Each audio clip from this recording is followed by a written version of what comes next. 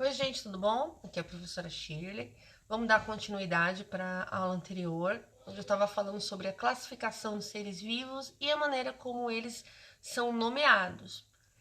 Hoje a gente vai falar um pouquinho sobre os 5 reinos da natureza. Então, lembrando, na aula passada eu falei o quê? Que os organismos, eles são agrupados em reinos, né? Que é aquele grupo mais abrangente. E existem 5 grandes reinos na natureza: reino Monera, Fungi, Protista, Animalia e Plante, tá? São esses reinos que estão aí.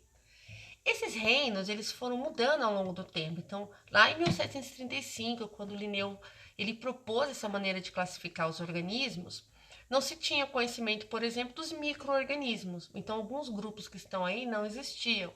Os fungos, eles a princípio faziam parte do mesmo grupo das plantas.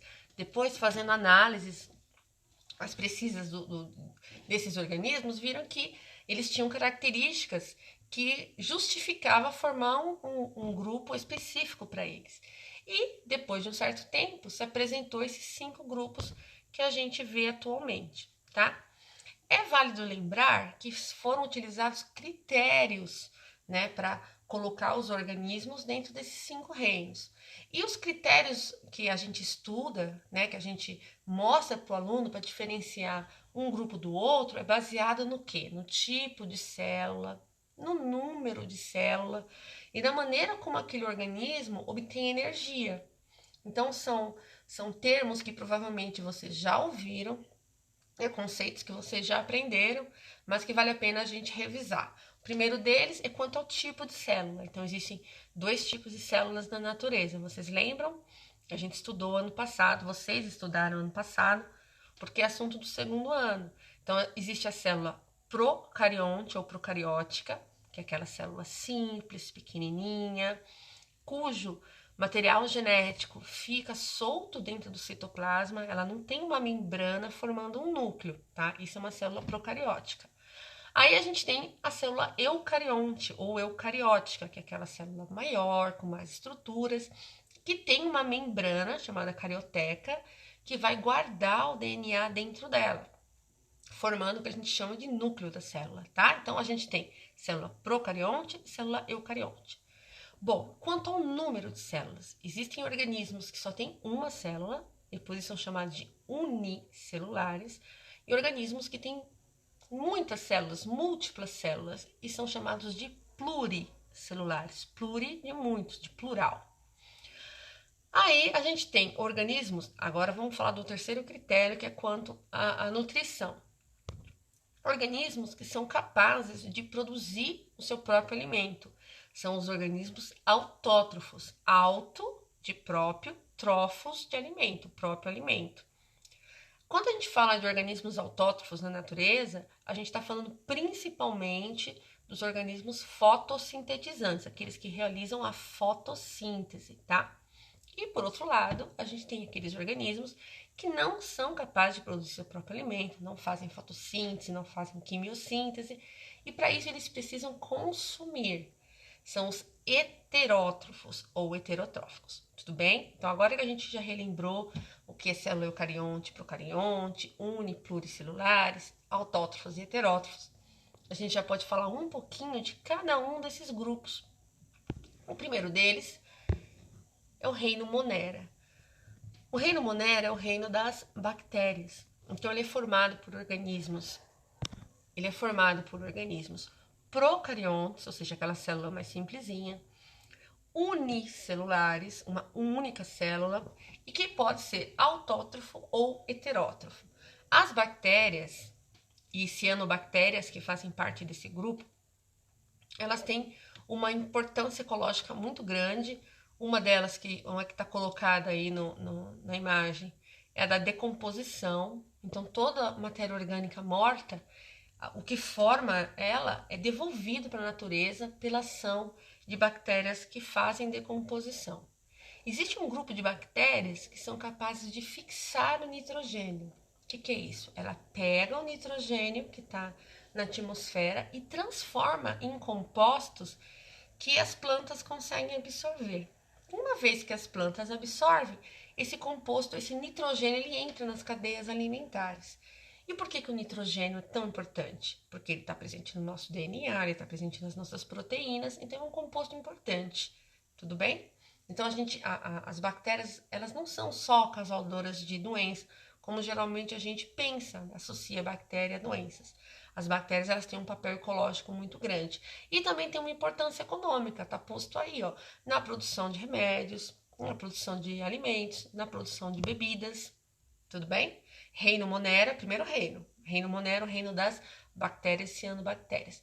Procariontes, unicelulares, autótrofas ou heterótrofas. Agora, o segundo grupo é o grupo dos protistas. Os protistas, esse grupo, ele tem dois organismos distintos. A gente tem as algas e a gente tem os protozoários. Os organismos desse grupo são todos eucariontes, aquela célula maior, mais elaborada. Mas quando eu estou falando dos protozoários, eles são unicelulares e são heterótrofos, ou seja, eles não são capazes de produzir seu próprio alimento.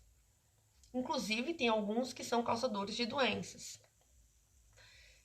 O outro grupo de organismos entre os protistas são as algas. As algas são macroscópicas, né? Elas são grandes, são pluricelulares e elas são autotróficas. Elas realizam fotossíntese.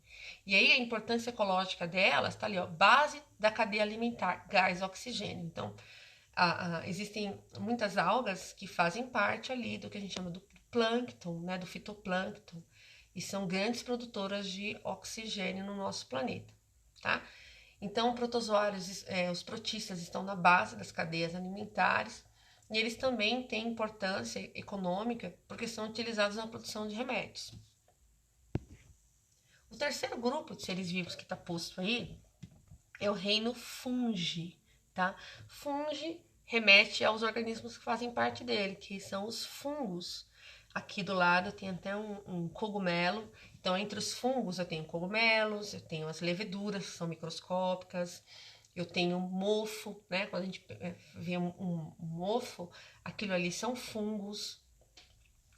E quais são as características deles? Eles são eucariontes, célula maior. Eles podem ser unicelulares, como as leveduras, ou pluricelulares, como um cogumelo. E são todos heterótrofos, tá? Agora, eles são heterótrofos por absorção. O que isso significa? Significa que eles são capazes de liberar substâncias digestivas que vão digerir aquela matéria orgânica que está ao redor dele e aí ele absorve, tá? Então, são heterótrofos por absorção. E como eles têm essa capacidade de lançar enzimas digestivas no ambiente para decompor a matéria orgânica, ele tem um papel ecológico muito grande na decomposição. Então, assim como as bactérias que eu falei lá no início, né, do reino Monera, os fungos do reino Fungi também são extremamente importantes nessa reciclagem da matéria orgânica no planeta. E eles também têm importância econômica, porque muitos são utilizados na alimentação, tá? E os seus produtos são utilizados na alimentação, certo? O quarto grupo é o grupo das plantas, é o reino Plantae ou Plantae. Então, as plantas são eucariontes e são todas pluricelulares. Então, plantas são organismos que, com exceção a gente vai estudar mais sobre plantas, mas com exceção do primeiro grupo, que são os briófitas, são super simplesinhas, é o primeiro grupo de plantas que surge, né, no planeta. A partir do segundo grupo, elas já vão se tornando cada vez mais complexas. São organismos complexos que têm tecidos, ela possui a seiva elaborada que transporta nutrientes, água e todos os compostos que ela precisa por todo o seu organismo. Então, são organismos bem complexos. E eles são todos autótrofos, ou seja, eles realizam fotossíntese. Então, a importância ecológica da planta é gigante. Por quê? Porque esse processo tão importante que é a fotossíntese, ele está na base das cadeias alimentares, né? Todas as plantas estão ali na base das cadeias alimentares, fazendo o quê? Produzindo glicose, produzindo carboidrato, liberando oxigênio, retirando o gás carbônico da atmosfera, o que contribui para a manutenção da temperatura do planeta. Então, é super importante. E elas também têm uma importância econômica muito grande. Então, se vocês começarem a pensar aí, a roupa que a gente usa, algodão vem da planta, muitos remédios que a gente utiliza, o composto ativo ali é extraído de plantas, como combustível, né? A madeira, está até ali, ó, a energia. Então, elas têm uma importância econômica muito grande. E por último, e não menos importante, o reino animal, né, animalia, que é o reino do qual nós fazemos parte. Então, todos nós somos eucariontes, nós somos pluricelulares e, diferente das plantas, nós somos heterótrofos, né? Ou seja, nós não somos capazes de produzir o nosso próprio alimento, então a gente precisa ingerir matéria orgânica. Qual é a nossa importância ecológica? Na cadeia alimentar, tem os organismos que são polinizadores, são importantíssimos para a natureza. A gente está falando de insetos, algumas aves e até mamíferos, né, como é o caso dos morcegos, e também de bastante importância econômica na alimentação, na produção tecnológica, certo? Então, assim, é muito comum nos vestibulares perguntar sobre os grupos de seres vivos e as diferenças entre eles, tá?